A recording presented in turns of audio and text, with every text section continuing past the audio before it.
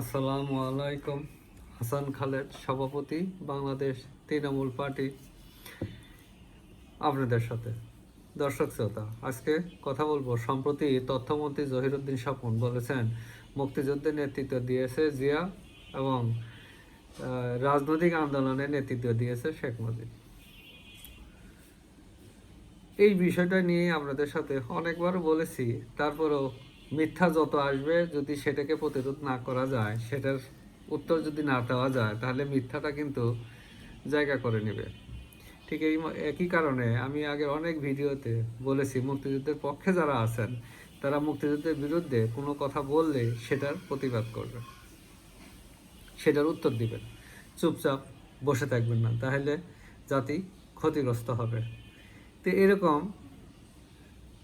জহিরুদ্দিন স্বপন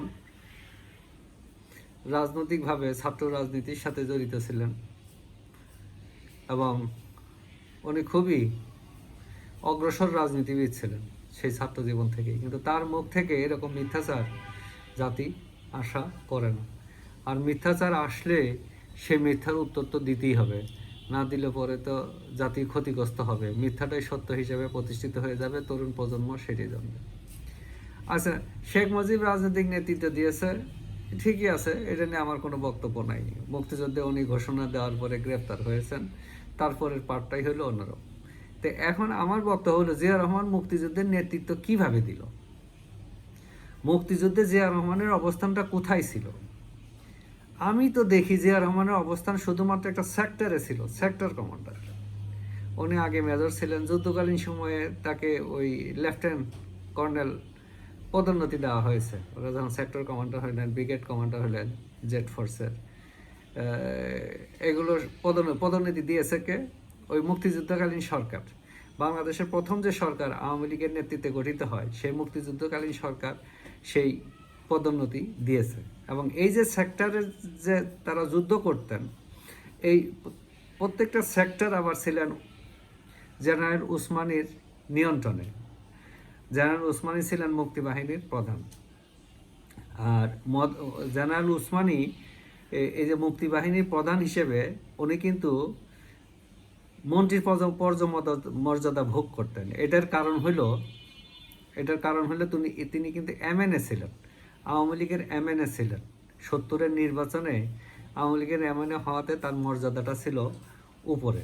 উনি মন্ত্রী পরিষদের সাথেই সবসময় ওঠা বসা করতেন, প্রধানমন্ত্রীর সাথেই সবসময় ওঠা বসা করতেন।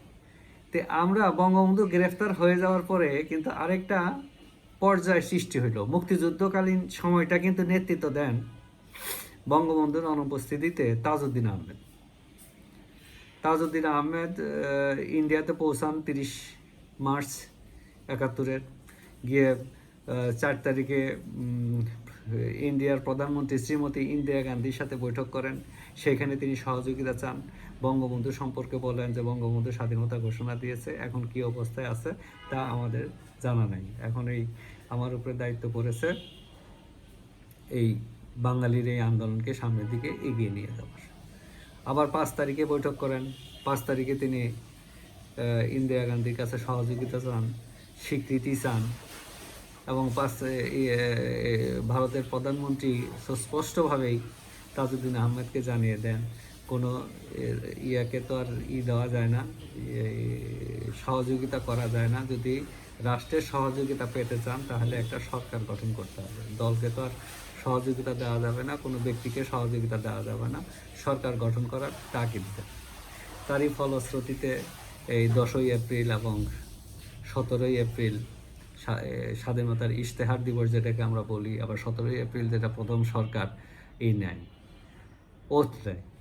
এইভাবেই তো যুদ্ধ শুরু হয়। এবং এই যে সেক্টর কমান্ডাররা যে যুদ্ধ করলেন, এই সেক্টর কমান্ডারদের বেতন ভাতা, গোলা বারুদ, রসদ সব কিন্তু ওই সরকার, ওই বাংলাদেশের প্রথম যে সরকার গঠন করা হয় আওয়ামী লীগের সরকার, যেটা আওয়ামী লীগের এমএলএদের দ্বারা যে সরকার গঠন করা হয়, সেই সরকারের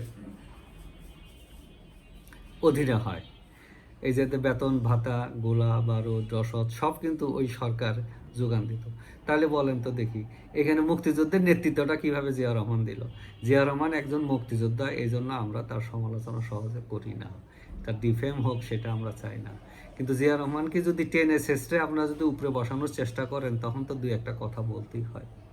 তো কাজেই আসেন, আমরা এখন মুক্তিযুদ্ধের ইতিহাস সবাই জানে, এই গুগলের যুগে সবাই জানে। কাজে মুক্তিযুদ্ধের ইতিহাস নিয়ে মিথ্যা বয়ান দেওয়ার আর কোনো সুযোগ নেই।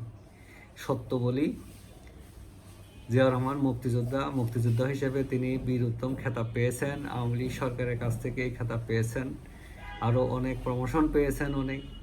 এই সত্যকে স্বীকার করি। বঙ্গবন্ধুর অবদান কোথায় এটার আমার বলার দরকার নাই, সেটা আমরা সবাই জানি, সব বাঙালিই জানে। যে যেখানেই থাকি সুস্থ থাকি, নিরাপদ থাকি। ধন্যবাদ সবাইকে। সদা সত্য বলি।